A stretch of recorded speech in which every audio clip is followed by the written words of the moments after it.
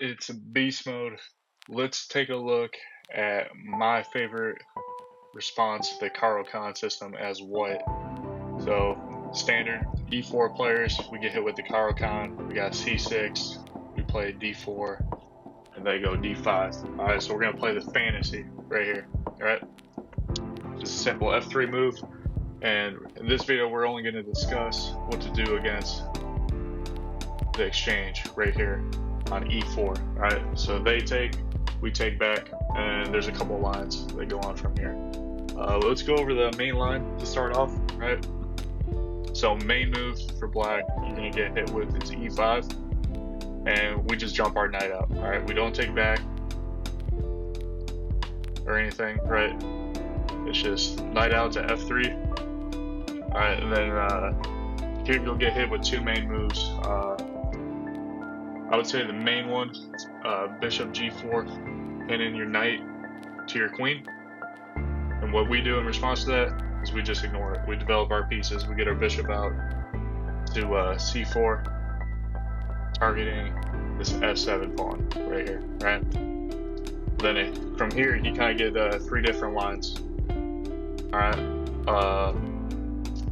The best move, slash, I guess you could call it their only move for black, is to go knight to D7, right? And the point is to protect this pawn right here. And you'll see why it's important that they protect this pawn when we go over some other lines. And if they were to do that, we just push our pawn to C3. And this is all theory here. They're probably going to develop their knight. And then we bring our queen over. We ignore the threat on this pawn right here. We bring our queen to B3, attacking this pawn, threatening a check. And that's kind of the main line if black plays all of their best moves. Let's go back a little bit. So back to this position, we talked about the knight D7, their best slash only move. Alright, let's talk about if they go knight F6, right? Which you see quite a bit in this line. They bring their knight out, they're trying to attack this pawn right here.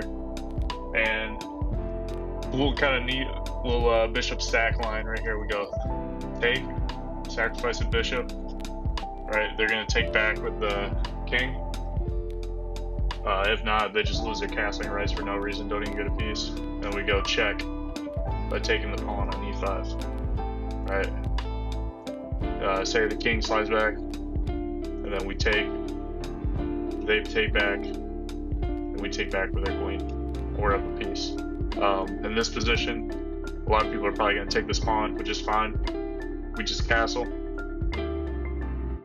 and we got we're just up a pawn in this position, but they lose castling rights, and we just play chess from here, play normal chess. All right. So going back to this position here, let's see, another move they might play is just bishop takes. Alright, which I feel like I get this one the most, probably the most common. Which is simple, we just take back with the queen. If they play queen check, just block with the pawn. And then if they block our attack on this F7 pawn with the queen, simple. We go back over to this B3, so we can see this B3 option come up again. Putting pressure on this pawn here. Eventually bring our rook over to the F file, cause some damage over here. Alright? Because he's going to try to have a response to this move, or this threat, pardon me, this threat on the B7. And when he does that, boom, F file. Nasty attack. Alright? Say here instead of queen h4 check, they go queen f6, slide our queen over to h3. Say they go normal developing move, and then we bring a rook over, right? And the same concept, put pressure on that, right? Let's go back a couple moves.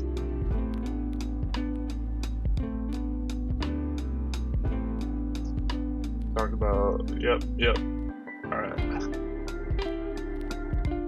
So, say in this position,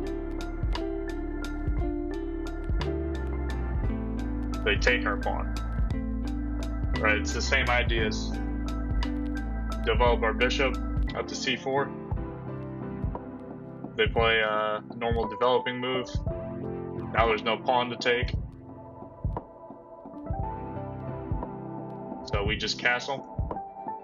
And a couple moves that they can play in response here. Just developing the bishop normally. There's some cool little lines and some tricks in here. Say they just want to protect this knight. On f6, we jump our knight into position. Put some pressure here. And if they castle out of it, we sacrifice the knight, attacking their queen. They probably have to take back with the rook. Because if not, we'll get a discover check or something along those lines. So he takes, we take back with our bishop. And then a simple e5 pawn push, because his knight is now pinned to that king. And we win another piece. Then say in this line, this position, instead of bishop e7, they go takes on e4. Boom, jump the knight in the position onto e5. Alright, we got a lot of nasty stuff brewing once again. See, kind of common ideas is attacking this f7 pawn. Alright. Then say instead they go bishop over to c5 in this position.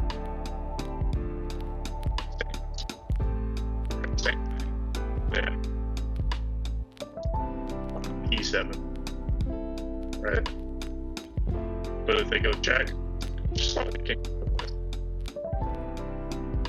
like that was cool.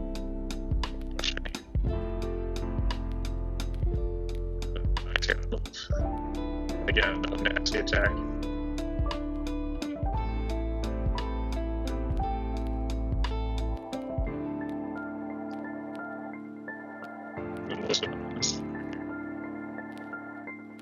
Say they castle before they push this pawn. Sack the bishop again, take that pawn, they take back. And then instead of pushing this pawn here, we go for more damage. Alright, slide the queen over to h5, and the knight can't take because of this pin by this rook. Alright. And we win this bishop over here.